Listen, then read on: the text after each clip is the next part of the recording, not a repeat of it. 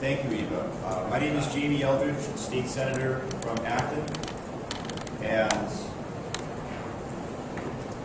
I'm here to express my extreme opposition to these amendments offered by the Senate Republicans, which I believe, and I'm calling them redundancy amendments, because what these amendments will do is it's a very expensive solution in search of a problem.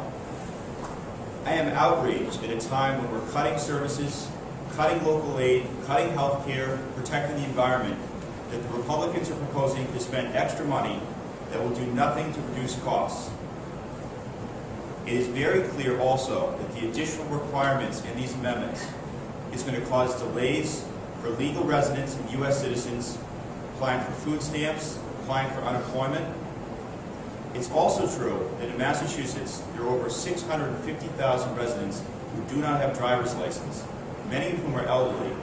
Many of those individuals, if this amendment were to pass, could be denied benefits. So again, this is not just about immigrants, but this is also about denying benefits to legal residents and U.S. citizens because these additional requirements are so onerous. But they're also, as I mentioned before, going to cost extreme cost. We have asked Republican senators for proof about how these amendments will save money. We have not received any of that proof. But I will refer you to, in 2006, the state of Colorado passed a law identical to these amendments. And the announced since then by the state of Colorado is that it has cost an additional $2 million in cost to the state of Colorado without providing any cost savings dealing with undocumented immigrants.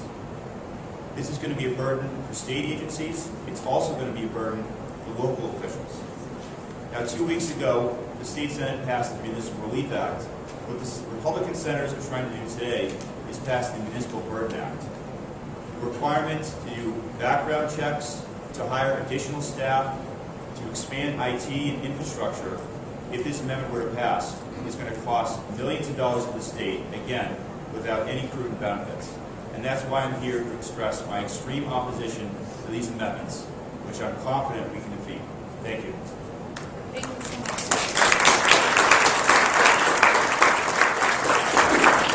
Next speaker is State Senator Sonia Chang-Díaz.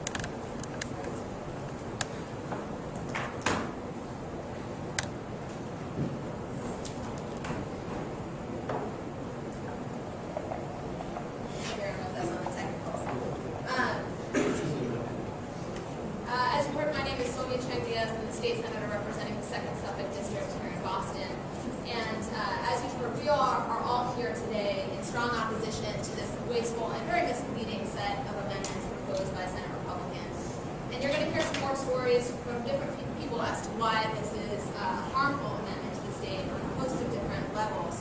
And particularly, I want to highlight that I know MLRI is here also to answer technical questions about what current requirements are of different state agencies for verification of residency status. But before we get into those, I think it's important to name this amendment for exactly what it is. And that's a multi-million-dollar campaign ad for Republicans who are seeking higher office at the expense of taxpayers. And it's important that we tell the truth to the voters and to the taxpayers about that.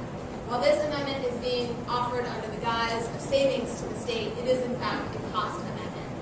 And we know that from the example of Colorado, where the state of Colorado implemented a law after which this redundancy amendment was based. And within 1 year of implementation of that law, Colorado saw over $2 million in increased costs for implementation without any demonstrated savings across their different state agencies. So we are looking to be evidence-based in our policymaking here in the Commonwealth, particularly at a time, as Senator Eldridge mentioned, when we are making cuts, deeply painful cuts to the core of our state services, to education, to things like emergency food assistance, to housing, to public safety, to environmental protection across the board. And allowing unstudied, undocumented cost increases to the state for the argument of undemonstrated savings is frankly an insult to everyone else who is in need and is suffering costs during the state budget crisis.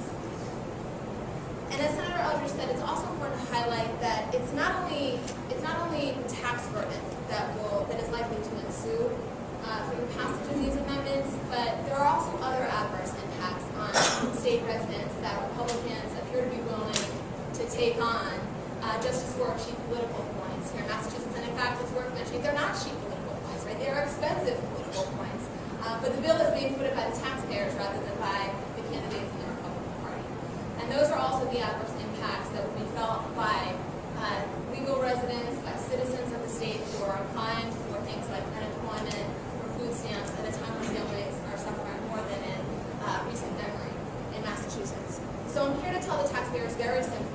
don't be fooled.